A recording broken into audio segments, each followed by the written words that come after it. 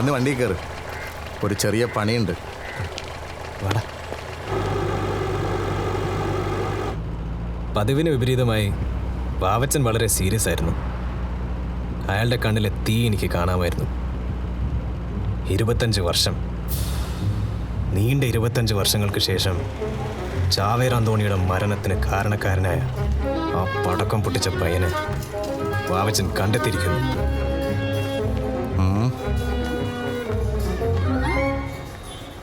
ഇല്ല. അതെ പെണ്ണുപിള്ളേ, ഈ ഫൽഗുവിന്റെ റൂം ഏതാ? ഏത് ഫൽഗു? ഈ ഇടത്തെ കവളത്ത് കറുത്ത മാർഗുള്ള ഫൽഗു. അത് സർ, റൂം നമ്പർ 303. ഓ 303. ഏയ്, വിസിറ്റേഴ്സ് അലൗഡ് അല്ല. ഏയ് ഹലോ. ഇപ്പൊ വാവച്ചന്റെ മനസ്സിൽ മറ്റാരുമില്ല. ഇടത്തെ കവളിൽ മറുകുള്ള ആ പടക്കക്കാരൻ പയ്യൻ മാത്രം, ഫൽഗു. ഞങ്ങളെ വിട്ടേച്ച് പോയി. ഫൽഗു പോ പോ. വഴി തെറ്റിയ സിസ്റ്ററെ, ഈ റൂം നമ്പർ 303 ഏതാ? ഇതാണ്. പക്ഷേ ഫൽഗു എന്നാ തോന്നുന്നേ. എടാ ഫൽഗു. അങ്ങോട്ട് തിരിഞ്ഞു നടക്കടോ. ഫൽഗു മറകു. ഓക്കെ, ഓക്സിജനൊക്കെ വലിച്ച് നല്ല സുഖമായിട്ട് കിടന്ന് ഉറങ്ങുകയാണല്ലേ? ഇതെന്തേ കാണിക്കുന്നേ? ഓ എന്തോ ഇങ്ങാട് പോടി, ഇങ്ങാട്ട് പോടി പോ.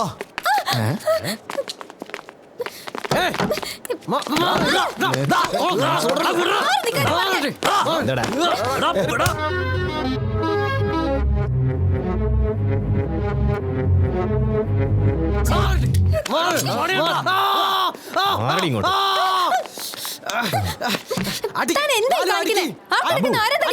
ഇതിനെ പിടിച്ച് മാറ്റടാ. നിർത്തി. 12 വർഷത്തെ കളരി കാറ്റിൽ പറത്തിക്കൊണ്ടായിരുന്നു അവളുടെ അടി. 25 വർഷം നീണ്ടുനിന്ന തീയണിഞ്ഞതിന്റെ സംതൃപ്തി ചാവേർ വാവച്ചന്റെ മുഖത്ത് പ്രകടമായിരുന്നു. വാവച്ചന്റെ ചിരി കണ്ടപ്പോ ഒരു പടക്ക കമ്പനി മൊത്തം കത്തിച്ചു വന്ന പോലെ തോന്നി. പക്ഷേ പണി പാളി. ഞങ്ങളുടെ കണക്കൂട്ടലുകൾ മുഴുവനും തെറ്റിച്ചുകൊണ്ടായിരുന്നു വാവച്ചന്റെ ആ പ്രകടനം. ഞാൻ പൊട്ടി. അവന്റെ ഒരു ഓക്സിജനും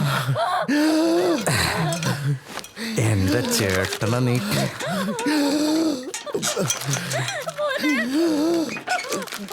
മിണ്ടരുത്, കൊന്നുകളയും ഞാൻ.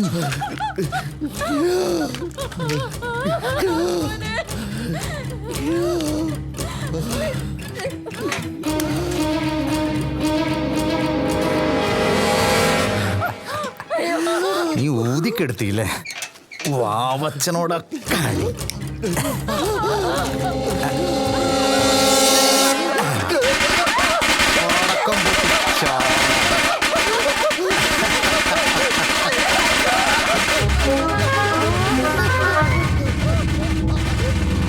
ചത്തവൻ എന്തിനാ ആപ്പിള്? ചത്തോ? വടാ.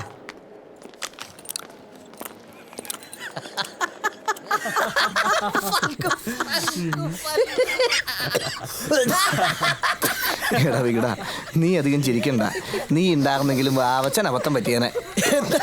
എന്നാലും വാവച്ചൻ ആപ്പിളും കടിച്ചോണ്ട് വന്ന സീനെ അത് കിടുവായിട്ടോ. എന്നാലും ലാലുണ്ടായിട്ട് ഇതെങ്ങനെ പറ്റിയെന്നാ എനിക്ക് മനസ്സിലാവാത്തത്. അതിന് ലാല് വടികെട്ടി കിടക്കുമായിരുന്നല്ലോ. ഓ, പറഞ്ഞതുപോലെ നിങ്ങളത് അറിഞ്ഞില്ലല്ലോ അല്ലേ?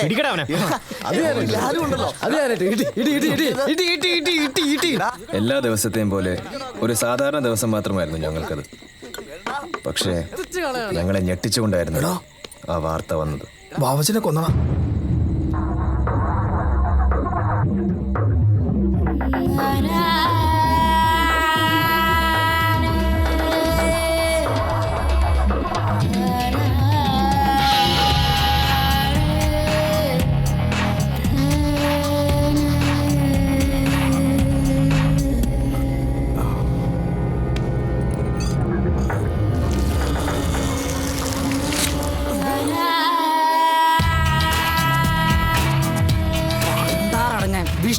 ആരുടെ മേത്താണ് അങ്ങനെ പടക്കം പിടിച്ച് കളിച്ച്?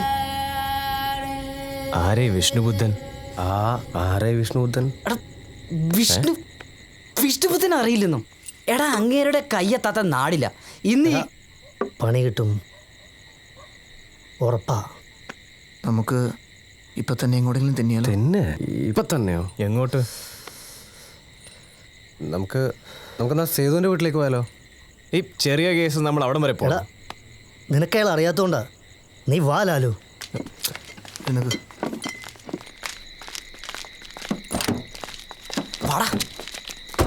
ലാലു കേറാ. ഈ ടൈമിലാണ് നിന്റെ ഒരു സ്ലോ മോഷൻ. ഒന്ന് വേഗം വാ. എടാ നമ്മളെല്ലാവരും കൂടി മുങ്ങിയ അവന്മാർ അന്വേഷിച്ച് എൻ്റെ വീട്ടിലെത്തും.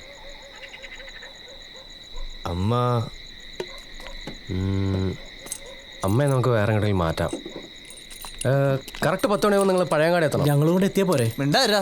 രണ്ട് ഗുണ്ടകൾ വന്നേക്കണു പേര് പറയാനായിട്ട്. നമ്മൾ വരുന്ന കാര്യം സേതുവിനെ വിളിച്ച് പറ. ഓക്കെ ലാലു.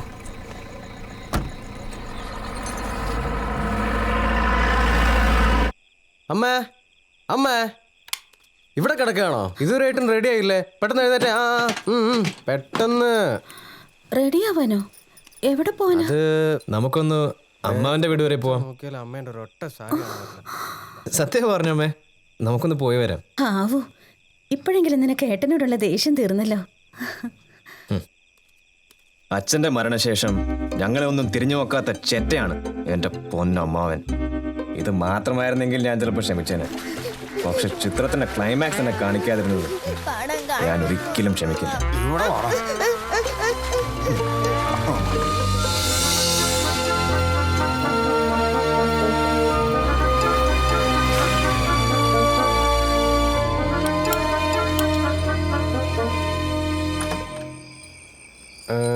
ജനാർദ്ദനൻ ചേട്ടനാണോ?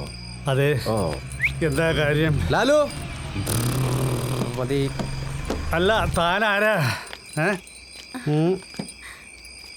ആരിത്? ദേവകിയോ? ഇതേതാ വണ്ടി? ഇത് ഹരിക്ക് ഓഫീസിൽ നിന്ന് കൊടുത്ത വണ്ടിയേട്ടാ. ഇത് പുതിയ വണ്ടിയാ? ഈ പാവ അമ്മാവനെയൊക്കെ ഓർമ്മയുണ്ടോ ഹരി? അയ്യോ, വന്ന കാലിൽ തന്നെ നിൽക്കാതെ കേറി വാ. ഓന്തിനേക്കാൾ പെട്ടെന്ന് നിറം മാറാൻ കഴിയുന്ന ജീവിയാണ് താൻ എന്ന് തെളിയിക്കുകയായിരുന്നു എൻ്റെ അമ്മാവൻ. ലാലു ഇപ്പോ ഏത് ഓഫീസിലാ? ഞാനൊരു ഫൈനാൻസ് കമ്പനിയിലാണ് വർക്ക് ചെയ്യുന്നത്. ഏത് ഫൈനാൻസ് കമ്പനി? ശാസ്ത ഫൈനാൻസ് എന്ന് പറയും.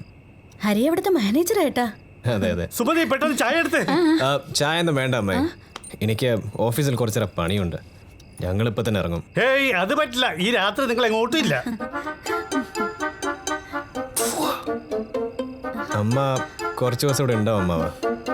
നാളെ ഓഫീസിലൊരു മീറ്റിംഗ് ഉണ്ട്, അതുകൊണ്ട് എനിക്ക് കുറച്ച് പ്രിപ്പയർ ചെയ്യണം. മാത്രമല്ല പണിക്കാർ നാളെ വീട്ടിലെത്തും. വീടിനിപ്പോ എന്താ പണി? അതൊന്നും കാര്യമായിട്ടില്ല, വീടൊന്ന് പുതുക്കി പണിയുന്നു, അത്രമാത്രം. അതിനിപ്പോ ഒരുപാട് കാശാവില്ലേ? ഒരു മാനേജർ വിചാരിച്ച 10-20 ലക്ഷം മറിക്കാനാണോ ബുദ്ധിമുട്ട്? 20 ലക്ഷം? എന്നാ ശരി അമ്മാവ, ഞങ്ങൾ ഇറങ്ങാം. അങ്ങനെയൊക്കെ പോയാലോ? നീ ഗീതനെ കണ്ടിട്ട് ഒരുപാട് നാളായില്ലേ? അവൾ ഇന്നുകൂടെ നിന്റെ കാര്യം പറഞ്ഞതേ ഉള്ളൂ അല്ലേ സുമതി? ആ പിന്നെ മോളെ ഗീതു, മോളെ ഗീതു, എടി മോളെ, മോളെ, ഈ ധാര വന്നിരിക്കണം നോക്കിയേ. നമ്മുടെ ലാലുവാണ് മോളെ.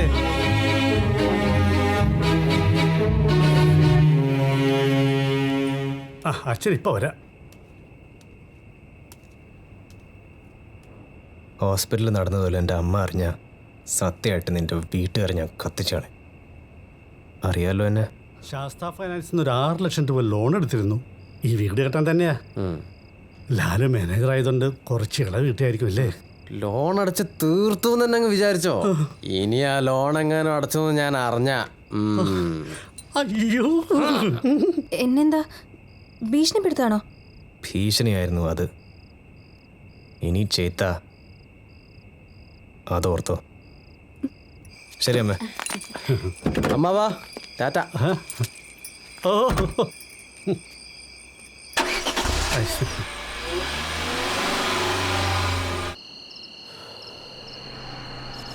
അബു വണ്ടി എടുത്തോ. പണി കിട്ടി. റിവേഴ്സ് ഇട്, റിവേഴ്സ് ഇട്, റിവേഴ്സ് ഇട്.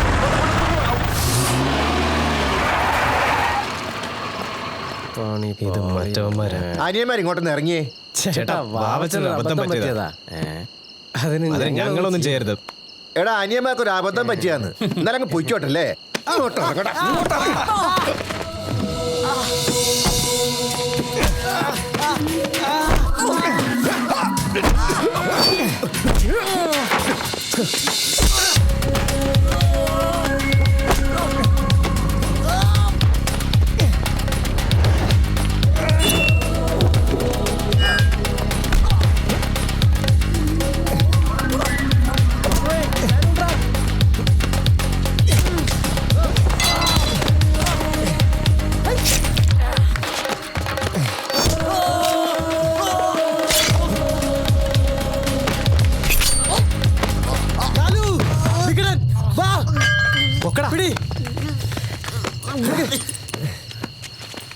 വണ്ടി കയറ്റി വണ്ടി. ഈ പന്നികളെ പേടിച്ചോ നമ്മൾ സേതുവിനെ അങ്ങോട്ട് പോകാൻ പോയത്.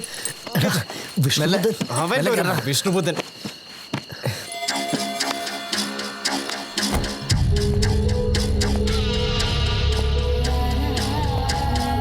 എന്താ നിന്റെ പേര്? ലാലു. എൻ്റെ വലം കയ്യാ അവൻ വെട്ടിയ. അതിന് ഞങ്ങൾ എനിക്ക് നിങ്ങളുടെ പണി ഇഷ്ടപ്പെട്ടു. അതിനൊരു സ്റ്റൈലുണ്ട്. എൻ്റെ ഒരു ലോഡ് സൂചിക്കോട്ടയിലുണ്ട്. അത് എത്തിക്കേണ്ട അടുത്ത് എത്തിക്കണം.